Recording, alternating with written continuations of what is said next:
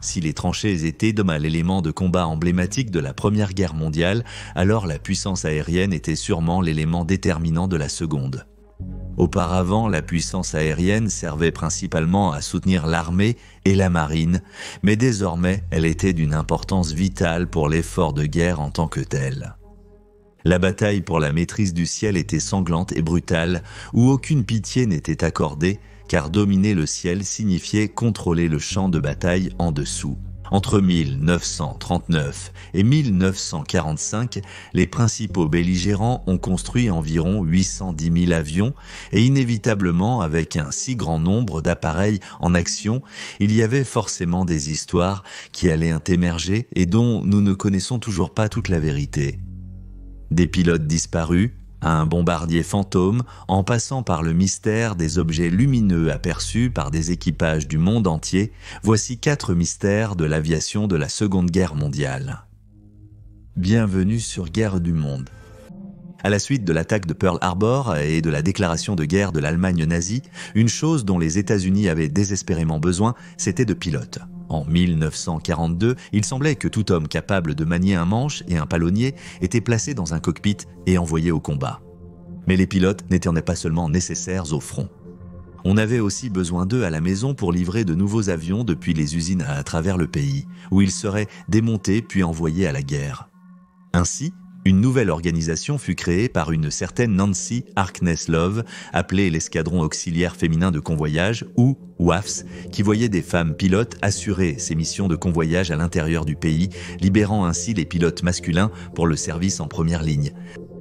L'escadron fut bientôt rejoint par le détachement féminin d'entraînement au pilotage, créé par la pilote Jacqueline Cochrane qui, comme son nom l'indique, avait pour but de former d'autres femmes pilotes à ces missions. Le 5 août 1943, les deux organisations furent fusionnées en une seule unité appelée le Programme des femmes pilotes de l'armée de l'air ou Women Air Force Service Pilots.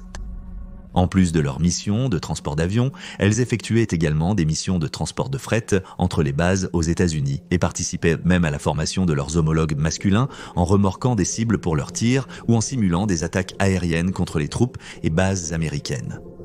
Pourtant, malgré leur courage évident et leur rôle militaire, elles étaient toujours considérées comme des civils. L'une de ces pilotes qui s'est portée volontaire pour le nouveau programme était Gertrude Tompkins, une femme décrite comme attirante mais timide, née à Jersey City en 1912.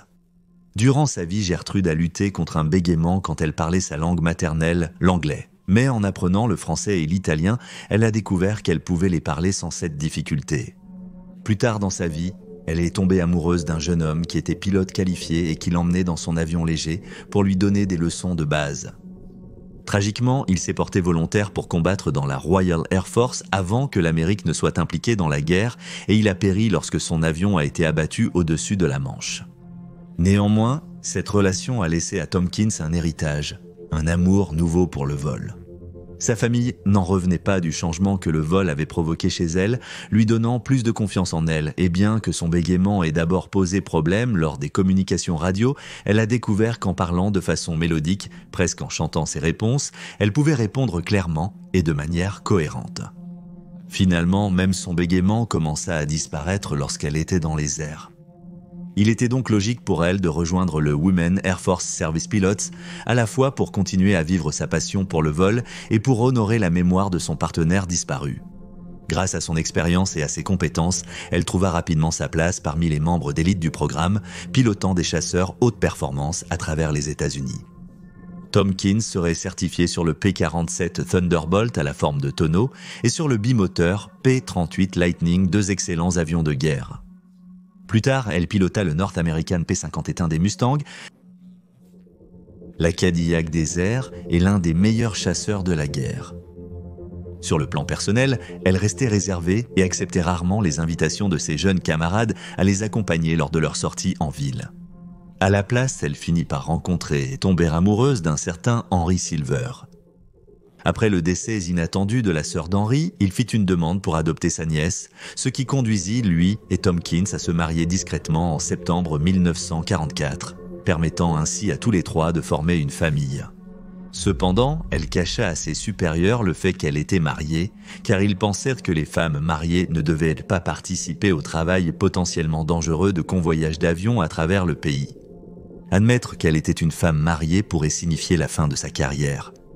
Le 26 octobre 1944, Tompkins et quelques autres pilotes devaient décoller pour la première étape d'un vol de navette entre Mansfield à Los Angeles et Newark, où ils remettraient les Mustangs pour qu'ils soient transportés à l'étranger vers les unités de première ligne.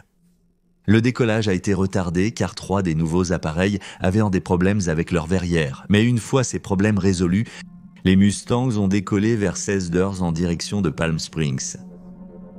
Pendant le vol, les Mustangs sont entrés dans une nappe de brouillard et ce fut la dernière fois que ses camarades pilotes virent Gertrude Tompkins. Lorsque les autres avions ont atterri à Palm Springs, ils ont supposé qu'elle avait encore eu des problèmes avec sa verrière et avait été obligée de retourner à Mansfield. Cependant, personne n'a vérifié cela. Ainsi, il a fallu 5 jours avant que quelqu'un, que ce soit à Mansfield ou à Palm Springs, ne se rende compte qu'elle avait disparu. Une recherche a été lancée immédiatement, mais aucune épave n'a jamais été retrouvée. On a supposé qu'elle s'était désorientée ou distraite et qu'elle avait volé vers la mer, avant de s'écraser, mais les équipes de recherche n'ont rien trouvé. Au cours des décennies qui ont suivi sa disparition, de nombreuses recherches ont été menées par des plongeurs dans le but de retrouver son lieu de repos final. Bien que ces recherches aient échoué dans leur objectif principal, elles ont néanmoins permis de découvrir par inadvertance l'épave d'un avion d'entraînement T-34 qui avait disparu après la guerre. Comme c'est souvent le cas avec les disparitions, de nombreuses théories ont circulé sur ce qui aurait pu se passer, y compris celle selon laquelle elle aurait utilisé l'avion pour s'enfuir et commencer une nouvelle vie, espérant ainsi échapper à son nouveau mariage. Cependant, cela a été démenti par tous ceux qui la connaissaient. Malheureusement, avec très peu de preuves sur lesquelles s'appuyer, les historiens ne sont toujours pas plus avancés pour comprendre ce qui est arrivé à Tompkins et à son P-51 des Mustangs. Cela reste un mystère persistant de la Seconde Guerre mondiale.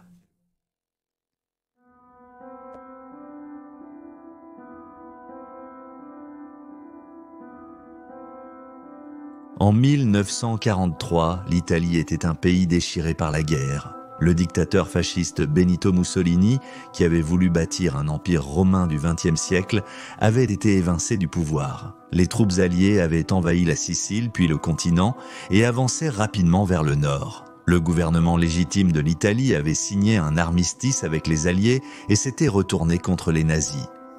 Cependant, le fascisme était encore bien vivant dans de nombreuses régions du pays. Ainsi, avec le soutien allemand, le nord de l'Italie devint un État fasciste séparé, tandis que le sud était pro-allié et combattait pour les écraser. L'Italie était essentiellement en état de guerre civile. C'est à cette époque qu'une histoire curieuse commença à émerger parmi ceux qui étaient pris dans les combats, en particulier dans le nord. La population civile semblait être harcelée par un étrange avion solitaire au bruit distinctif qui ne venait que la nuit.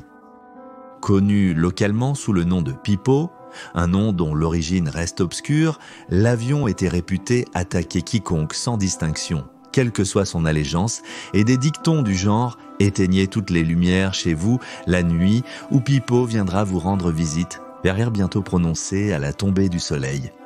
Alors que Pipo pouvait être entendu survolant la région, terrorisant la population locale, il semble que personne n'ait réellement vu l'appareil lui-même. Lorsqu'on les interrogeait sur Pipo, les récits des activités de cet avion incluaient des ouvriers agricoles mitraillés aux premières heures du matin avec leur bétail, tandis que des bombes étaient là souvent larguées sans distinction. Parmi les affirmations les plus extraordinaires, on disait que Pipo larguait des stylos explosifs qui détonaient lorsqu'on appuyait sur le bouton du dessus et des bonbons empoisonnés que les enfants ramassaient et mangeaient. On disait aussi que Pipo avait largué un petit type d'arme antipersonnelle allemande connue sous le nom de bombe papillon. Concernant l'origine de cet avion, les Italiens pro-fascistes en accusaient les Alliés, tandis que, bien sûr, les Italiens pro-alliés en accusaient les fascistes, mais personne ne semblait à l'abri de la colère de Pipo. La notoriété de Pipo ne fit que croître lorsque les fascistes commencèrent à utiliser cette histoire comme outil de propagande pour rallier le soutien des personnes qui ne savaient pas vraiment à quel camp ils étaient le plus loyaux. Cependant, après la fin de la guerre, et lorsque les gens commencèrent à exiger des réponses sur l'identité réelle du pilote de Pippo, il ne semblait exister aucune preuve soutenant l'existence d'un tel appareil, à part les histoires partagées parmi les civils italiens qui en avaient été terrorisés. Cela a bien sûr soulevé la question de savoir s'il y a jamais réellement eu un Pippo.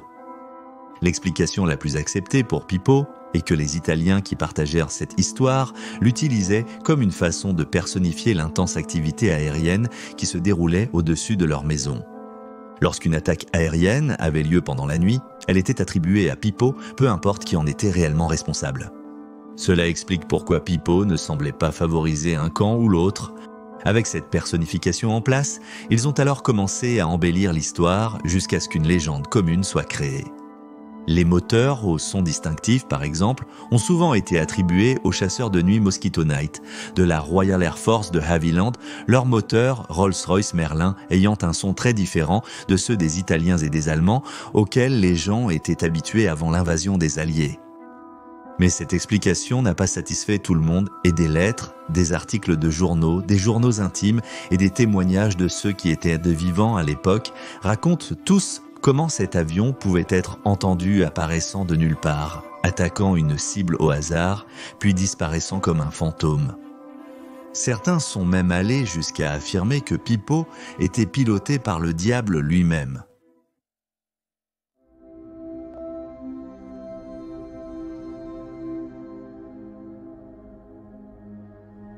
Le Dornier du 17 de l'Allemagne était un élément vital de la force de bombardiers de la Luftwaffe pendant la première moitié de la guerre. Bien qu'il ne soit peut-être pas aussi célèbre que le Messerschmitt ou le bombardier en piqué Stuka, le Dornier a néanmoins joué un rôle clé dans l'effort de guerre de l'Allemagne nazie, effectuant non seulement des missions de bombardement, mais aussi des missions de reconnaissance et de lutte anti-navires, et servant même de chasseur de nuit équipé de radars. Conçu à l'origine comme un avion postal à grande vitesse, son potentiel militaire était évident et il a rapidement été développé en bombardier lorsque l'Allemagne a commencé à se réarmer, son fuselage long et étroit lui valant le surnom de « crayon volant ». Son équipage prenait place dans une section avant du fuselage en forme de bulbe et se composait d'un pilote, d'un bombardier et de 2 mitrailleurs, et c'est cette configuration qui est à l'origine d'un mystère entourant l'épave d'un appareil abattu en février 1941 près de Weldon dans le Northamptonshire. Dans la nuit du 4 février 1941, des Dorniers furent envoyés pour attaquer l'usine de moteurs Rolls-Royce à Derby, une cible d'une importance stratégique, car l'usine était fortement impliquée dans la fabrication du moteur d'avion Merlin qui équipait les chasseurs de la Royal Air Force comme le Spitfire, le Hurricane et le Defiant. À ce titre, les Britanniques avaient déployé un grand nombre de ballons de barrage, de canons anti-aériens et de chasseurs de nuit pour la protéger. Détectés par le radar britannique, des chasseurs à tourelles Bolton-Paul Defiant de la 151e escadrille de la Royal Air Force basée à Royal Air Force Wittering ont décollé en urgence pour intercepter.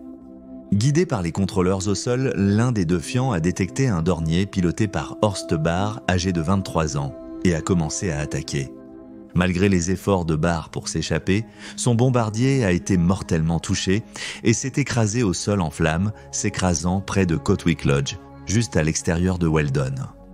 Le lendemain, une équipe d'enquête de la Royal Air Force est arrivée pour inspecter l'épave, espérant trouver des informations utiles. Mais ils sont repartis sans rien, à l'exception d'une découverte curieuse. Un pied supplémentaire. Un homme du coin s'est approché de l'équipe de la Royal Air Force portant une botte qu'il avait trouvée parmi les débris, espérant la garder pour lui, mais il a été horrifié de découvrir que le pied de l'aviateur allemand était encore à l'intérieur. Il a donc décidé de la remettre. En conséquence, lorsqu'ils ont rassemblé les restes de tous les corps, ils ont trouvé un total de 9 pieds, ce qui signifie que, pour une raison quelconque, ce Dornier en particulier volait avec 5 personnes à bord au lieu des 4 habituels. Alimentant le mystère, les archives allemandes ne mentionnent pas de 5e membre d'équipage, ne répertoriant que Bahr et son équipage habituel. Cela a immédiatement conduit à des spéculations selon lesquelles l'appareil de Bahr n'était pas simplement un autre bombardier de la formation, mais utilisait le raid pour dissimuler le déploiement d'un espion. Bien que cela semble tiré d'un roman, pendant la guerre, les deux camps ont effectivement déployé des espions et des agents derrière les lignes ennemies, les transportant de nuit par bombardier. Juste 3 mois après que l'appareil de Barr ait été abattu, le 12 mai 1941, Carol Richer a été parachuté en Grande-Bretagne pour prendre contact avec un autre espion allemand, mais il a été vu en train d'agir de manière suspecte par 2 chauffeurs de camions qui l'ont signalé à la police. Il a été arrêté, interrogé, et lorsqu'il a été confirmé qu'il était bien un espion, il a finalement été exécuté le 10 décembre 1941. Les espions capturés ne bénéficiaient pas de la même protection que les prisonniers de guerre selon la Convention de Genève. Cependant, l'historien de l'aviation Mike Murray ne croit pas que la 5e personne à bord du Dornier était un espion. Il soutient que l'intérieur de l'avion est trop exigu pour avoir accueilli l'équipage habituel et l'espion avec tout leur équipement à bord.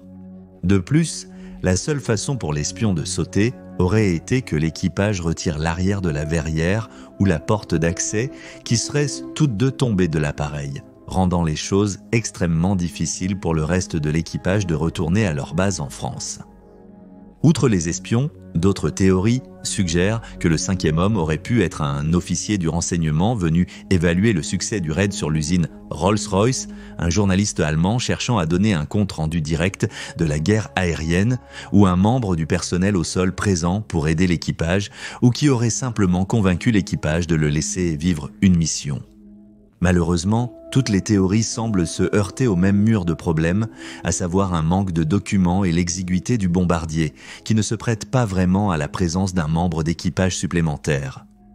Cela a amené Mike Murray à se demander s'il y a réellement eu un 5e membre d'équipage. S'adressant au Northamptonshire Telegraph en 2021, il a avancé sa théorie selon laquelle les restes des 4 membres d'équipage étaient dans un tel état que l'équipe d'inspection de la Royal Air Force a peut-être involontairement mal compté. Que l'homme non identifié ait été un espion, un passager non autorisé, ou qu'il ait été créé à la suite d'une erreur de comptage de restes gravement brûlés. Au cimetière allemand de Cannock-Chase, il existe une parcelle pour un aviateur allemand non identifié tué le 4 février 1941. À moins d'exhumer les restes des 5 tombes et de les examiner pour l'acide désoxyribonucléique, nous ne saurons peut-être jamais la vérité sur le nombre exact de membres d'équipage qui se trouvaient à bord du Dornier de Barr cette nuit froide de février 1941.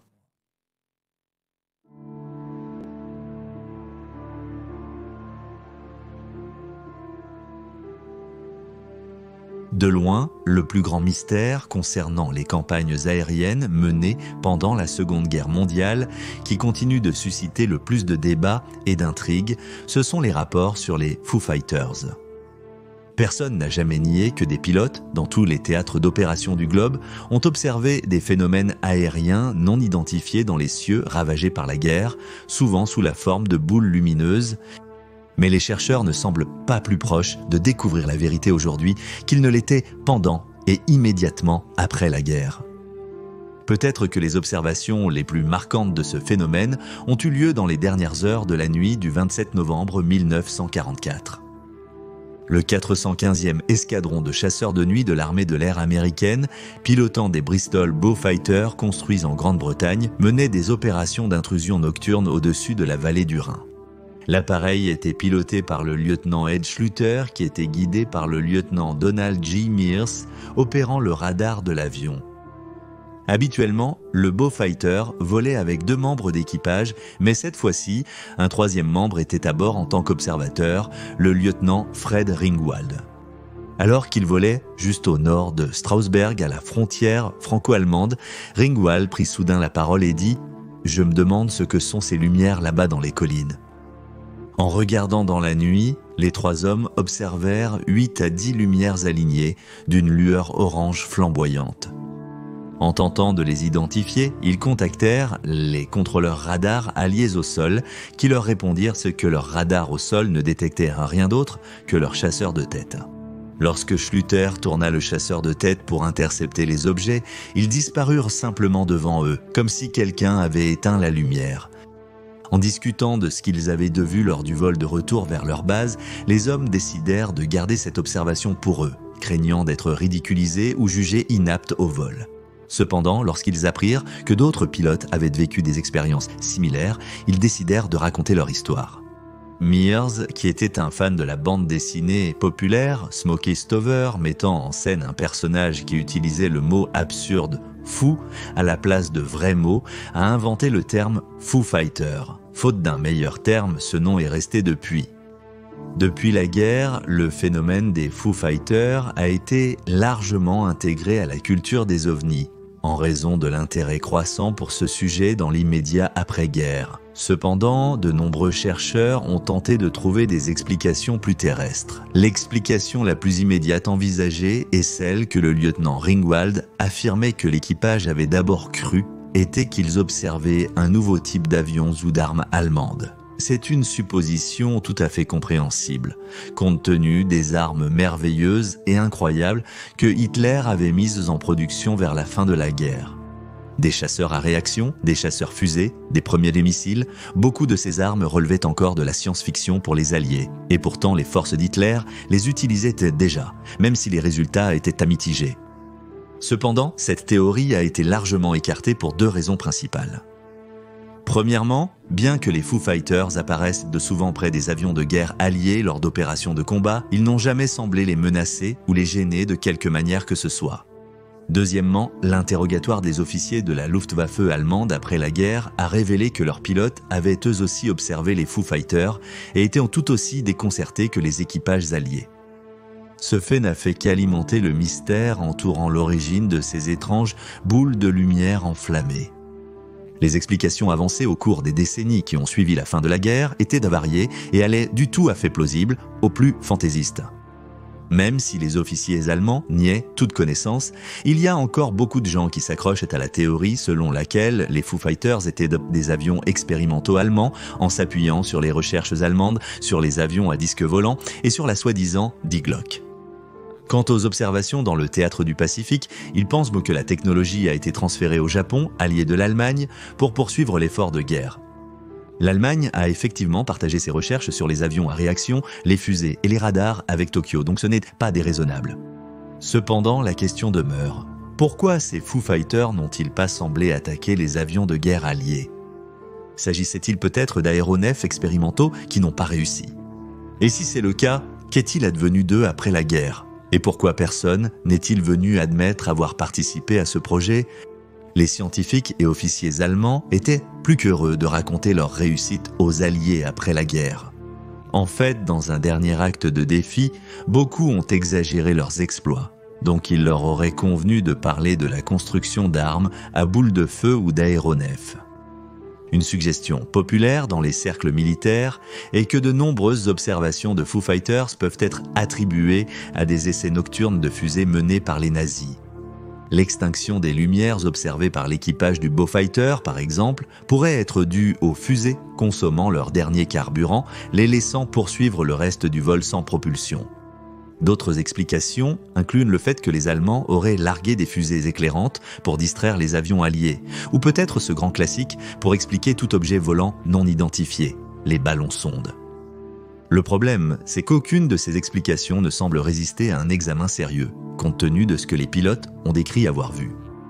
La plupart des chercheurs s'accordent généralement à dire que les Foo Fighters étaient probablement une sorte de phénomène atmosphérique naturel, le coupable le plus probable étant une variante du feu de Saint-Elme.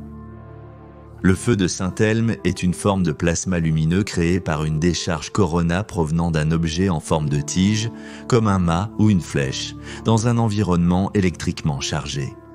Le résultat est une lueur bleue ou violette autour de l'objet, souvent accompagnée d'un sifflement ou d'un bourdonnement, et elle est principalement visible pendant les orages.